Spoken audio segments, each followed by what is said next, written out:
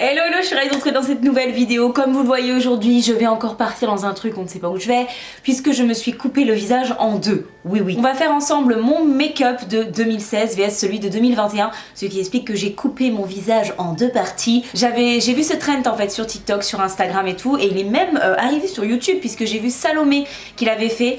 J'ai vu sa vidéo, moi je vais le faire un petit peu différemment. Elle a fait en fait le make-up classique, on va dire, de 2016 qui se faisait beaucoup, et ce qu'elle fait ou ce qui se fait en 2021, moi c'est pas ça. Moi c'est mon make-up de 2016 va être mon make-up de 2021. Voilà, j'avais juste envie de changer un petit peu ça. On va voir si je suivais la mode à l'époque, je me rappelle plus trop des modes qu'il y avait en 2016 j'avoue, et si je suis la mode en 2021, on va voir tout ça. Préparer du coup une petite boîte avec les produits que j'utilise en ce moment, boîte 2021. Et voilà, j'ai préparé une boîte ici, dans mon carton que j'utilisais, avec des produits que j'utilisais plutôt en 2016. Alors au niveau des bases, en fait j'utilisais une base que j'adore mais que j'ai juste pas racheté. Voilà, parce que je peux pas tout acheter, hein, voilà. C'est la base de chez Too Faced, la Hangover, qui a été mon premier coup de cœur base. Ça a été une des premières bases que j'ai testées et au final ça a été vraiment un énorme coup de cœur. J'ai jamais utilisé énormément de bases matifiantes, j'avais toujours peur parce que j'ai de la ligne depuis des années.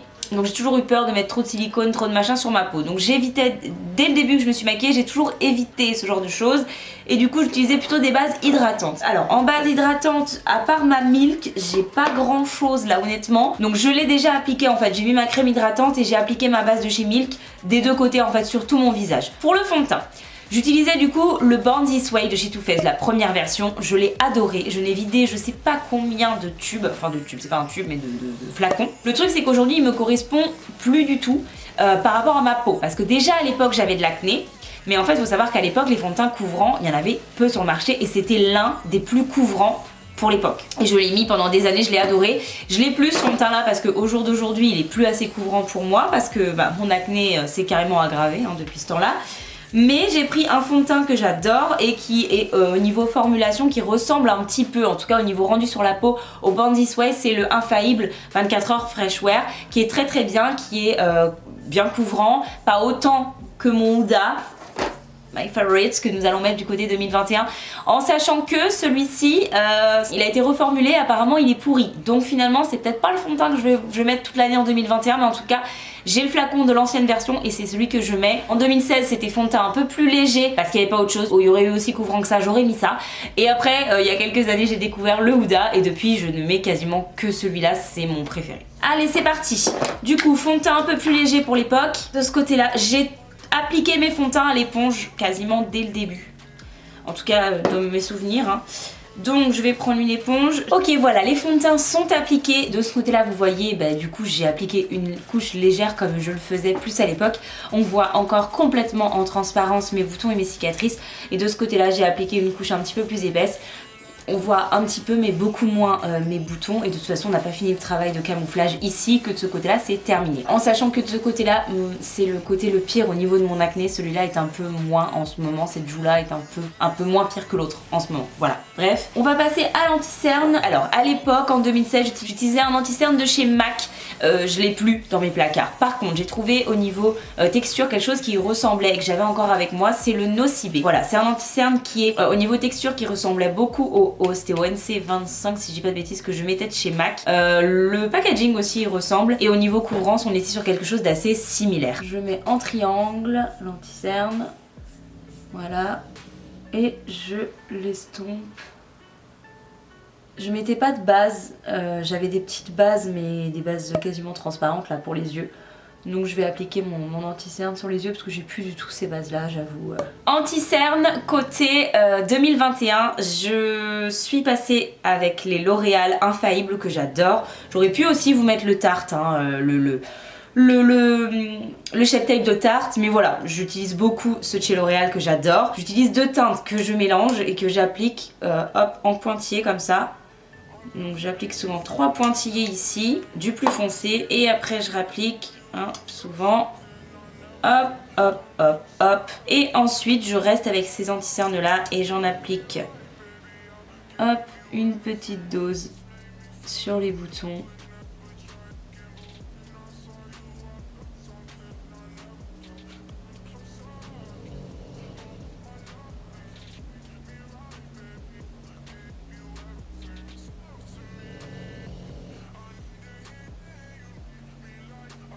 Ok, la suite, du coup, je vais poudrer maintenant. Je suis désolée, vous allez entendre un ronflement parce que juste là devant moi, il y a un Georges qui fait sa meilleure sieste là. En 2016, j'appliquais une poudre blanche, c'était la poudre HD de chez Make Up Forever, j'ai plus non plus. Mais j'ai une poudre blanche dans mes tiroirs et c'est la Sephora, voilà, qui rend à peu près le même rendu. Je l'appliquais au pinceau, voilà, je l'appliquais au pinceau.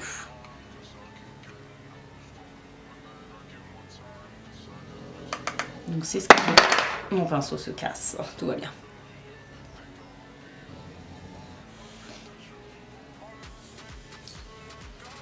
Alors au niveau du blush du coup, de ce côté là je vais appliquer un blush crème, je vais pas en appliquer trop et j'en ai mis 2 fois trop sur ma main. All day all time, ça me gave.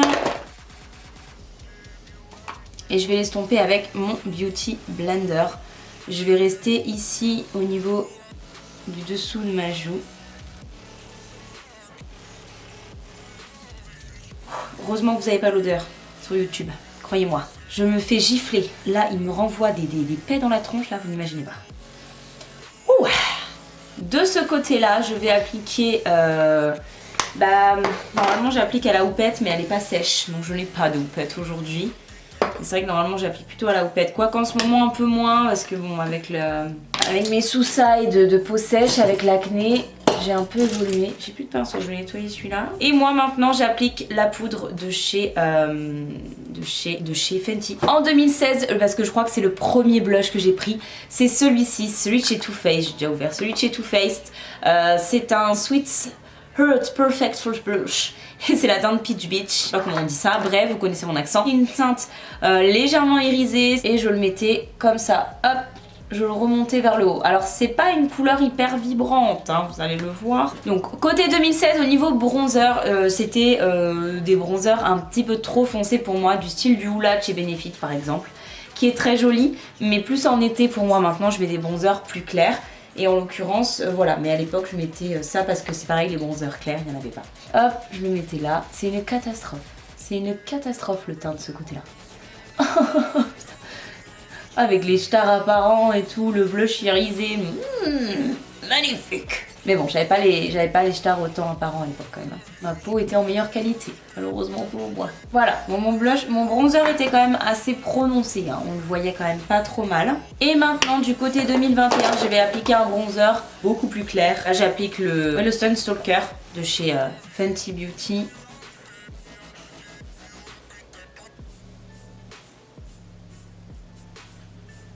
Quelque chose que je ne faisais pas du tout et que je fais maintenant, c'est-à-dire que je vais illuminer un petit peu mes points de lumière, on va dire. Je vais prendre pour ça ma palette de chez Too Faced. Et c'est vrai que j'adore créer un petit peu ces jeux de lumière en fait. Voilà. Passons aux sourcils. Et alors là, ça a changé les gars. J'appliquais une pommade et j'appliquais la Deep Brow Pommade de chez Anastasia Beverly Hills en teinte Soft Brown. Voilà, j'appliquais la même teinte sur tout mon sourcil et je vais même vous dire qu'à l'époque j'appliquais une teinte plus foncée que celle-là, donc c'était une catastrophe. Mais je l'ai plus la teinte foncée parce que j'ai rapidement changé. Mais 2016 j'appliquais même la medium brown, si je dis pas de bêtises, c'était trop foncé pour moi. Mais bref, je vais brosser mes sourcils. Alors je vais l'humidifier un petit peu par contre parce que ça fait longtemps que je l'ai pas utilisé. J'ai même quasiment oublié comment ça s'utilisait, hein.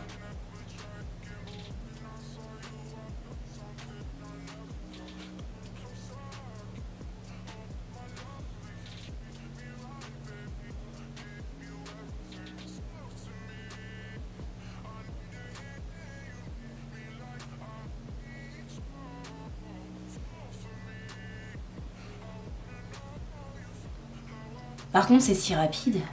J'avais oublié que c'était rapide à ce point-là de faire des sourcils à l'époque. Je fais 3 coups de pinceau et je fais. Hein, voilà.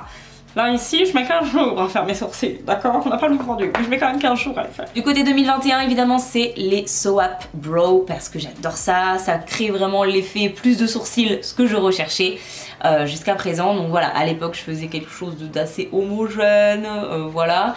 Maintenant c'est un peu différent. Donc je vais humidifier mon savon et on va les faire tout de suite. Et quand c'est sec, je viens prendre évidemment mes deux feutres à sourcils de chez Anastasia Beverly Hills. Je commence par la teinte Medium Brown. Non, non, tu te chines dessus là. Je commence pas par la meilleure brown, je commence par la soft brown. Soft brown, pardon.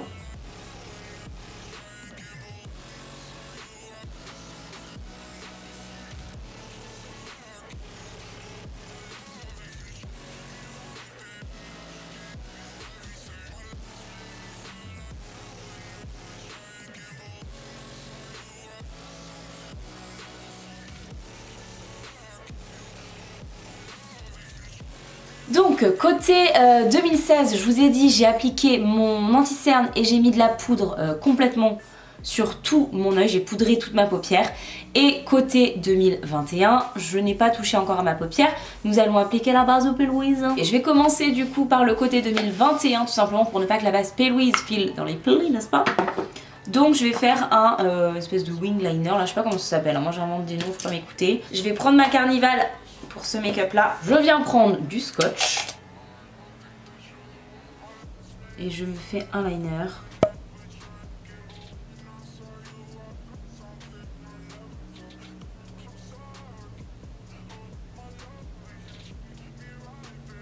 Et j'utilise également des fards beaucoup plus colorés que ce que j'avais l'habitude de faire. Par exemple là je vais prendre un corail. J'aime bien faire ces espèces de liner fondus. Avec plein de couleurs différentes au final.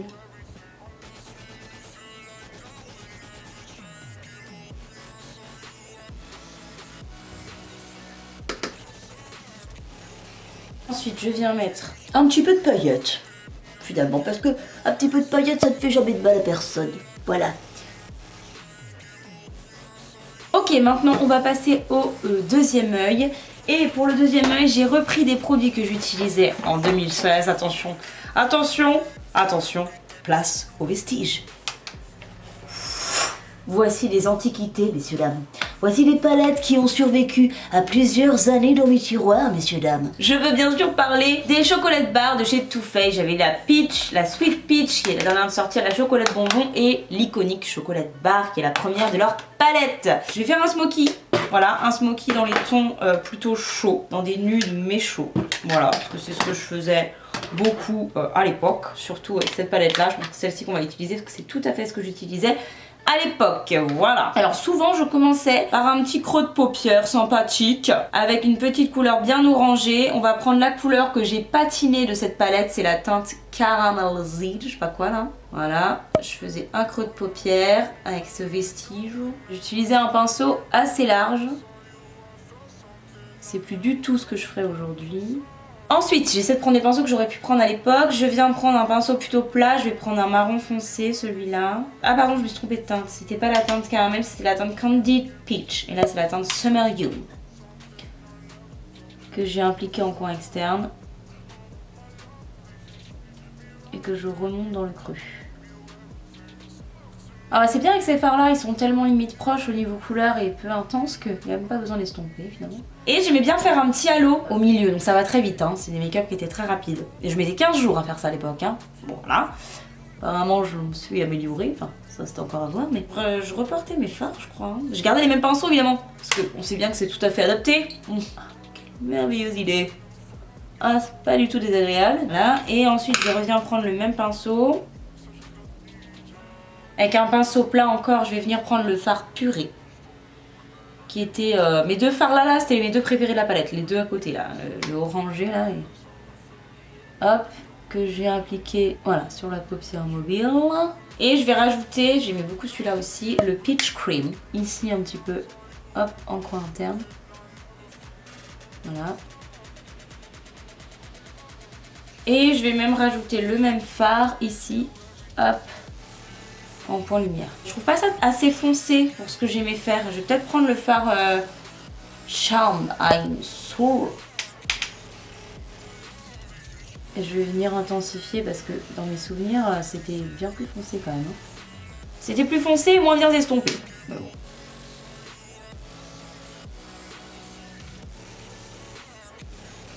Non mais en fait j'arriverai pas à avoir quelque chose de beaucoup plus intense finalement parce que les fards sont...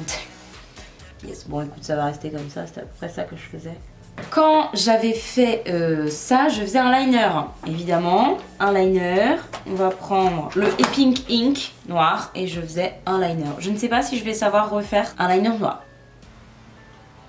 Je mettais du crayon noir en muqueuse supérieure. Mais par contre, en muqueuse inférieure, je mettais pas un petit peu de crayon noir. Je mettais, pour m'agrandir le regard, je mettais un jumbo comme ça, un peu nude, mais satiné. Alors va mettre un jumbo comme ça dans ta muqueuse, quelle merveilleuse idée. On va passer au mascara et du côté du coup 2016. Je mettais le Better Than Sex de chez Too Faced, je le mettais quasiment tout le temps. Et là je l'ai pas, mais j'ai le Damn Girl, donc c'est ce que je vais appliquer tout de suite côté 2016. Et voilà, et du côté 2021, je vais appliquer, bah écoutez, le mascara que j'ai en ce moment, mais honnêtement, c'est pas un mascara coup de cœur. Voilà, c'est pas un mascara coup de cœur, c'est pas McGrath que j'utilise, mais en soi, bon, lui ou un autre, je vous avoue, c'est un peu pareil. Je recoupe toujours mes cils par contre, ça n'a pas changé. Team cils, somme pas droit, c'est vers le bas carrément. Côté 2016, je mettais des rouges à lèvres relativement foncés, j'aimais bien. Surtout quand je faisais quelque chose d'assez sobre comme ça sur les yeux, parce que sinon je faisais smoky sur mes yeux. Et donc du coup, je vais utiliser une teinte que j'ai tellement aimé que je l'ai terminé. C'est un des seuls rouges à lèvres que j'ai terminé d'ailleurs. Enfin, il est quasiment terminé. C'est la teinte Bet It de chez Lime Crime. Évidemment, c'est un rouge à lèvres mat, bien sûr. Côté 2021, je vais mettre du nude. Et je vais mettre d'abord un contour de lèvres. Je vais utiliser la teinte Bombshell de chez Huda Beauty. Je vais rajouter un rouge à lèvres du coup mat, mais en raisin cette fois. Là, c'est un Power Bullet et c'est la teinte Interview, toujours de chez Huda Beauty.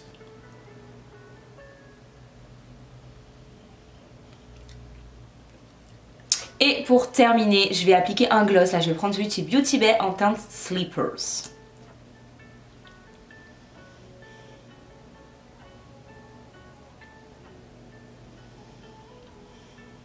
Je me suis rendu compte qu'en fait j'ai totalement oublié l'highlighter, enfin ça ne va plus du tout. Alors le côté 2016 du coup niveau highlighter, j'adorais utiliser le Soft and Gentle de chez MAC. Je mettais la blinde d'highlighter, fallait que ça se voit à 15 000 km. Ce que je fais moi en 2021, encore une fois c'est toujours dû à ma peau. Hein. Mais voilà, là on voit y aller gaiement. Est-ce que c'est comme ça que je le faisais? Et côté 2021, je vais prendre le Super Glow de Natasha Denona que j'adore en ce moment, qui est un petit peu plus soft, enfin un petit peu plus soft, faut pas que j'en mets moins aussi tout simplement. Hein.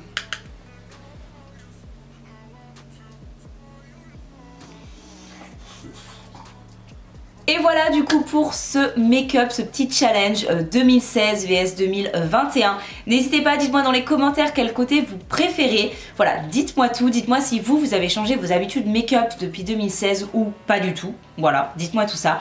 Nous on se retrouve samedi prochain dans une nouvelle vidéo. Si c'est pas encore fait, n'hésitez pas à vous abonner si la vidéo vous a plu, à la liker. Et moi j'ai plus qu'à vous dire à samedi.